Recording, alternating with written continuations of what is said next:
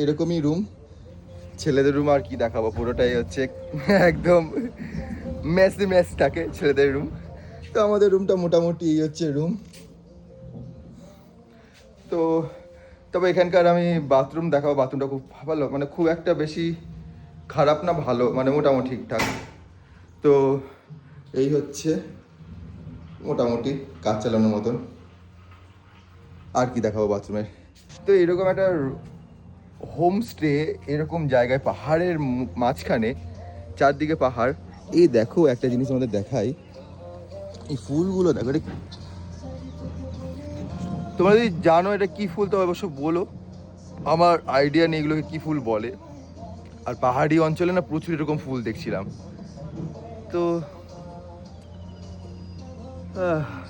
ওই দিকে দেখো বাড়িগুলো পাহাড়ের ওপরে, ওই